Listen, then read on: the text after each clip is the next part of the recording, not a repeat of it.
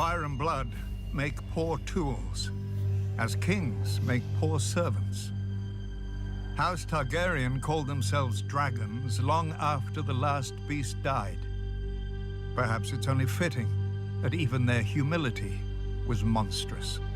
Men worshipped on Visenya's hill thousands of years before Visenya came and Baelor raised the sanctum that bears his name. The massive dome and towers of the great Sept of Baelor can be seen from anywhere in the city, but not from the vast countryside that paid for it. Its 7 bells can be heard as far as Dragonstone whenever a king dies, but none tolled for the stonemasons, glaziers, and smiths who built it. The great Sept was built to impress upon a man how much greater the gods are than him. A noble goal, and in that it succeeds. Within the main chamber, the sun streams through a 7-pointed star to illuminate the 7 towering over mortals. The crone with her lantern for lost souls, the mother with her welcoming arms, the father with his scales of justice, the maiden with her purity, the warrior with his sword, the smith with his hammer, and lastly the stranger with his shrouded face. Pilgrims cross the 7 kingdoms to light candles here at the feet of their gods, but these aren't the gods. The 7 aren't encased in stone in the great Sept any more than the souls of dead kings are in the tombs below it.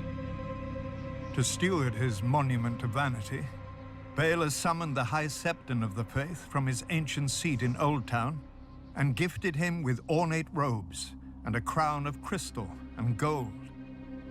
And like a fool, the High Septon put on his lord's motley and danced at his lord's table. And with each passing year, the High Septons fell ever lower. How can the flock be kept safe from wolves when the shepherd sleeps in their den?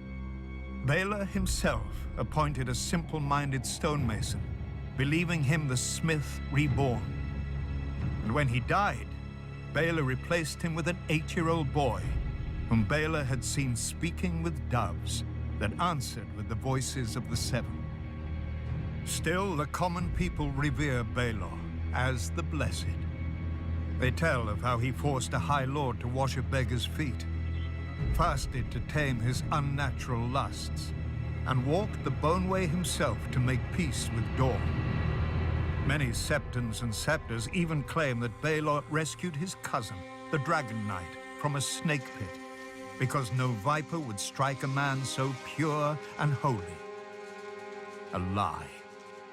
Baelor was bitten a dozen times and was bedridden for half a year.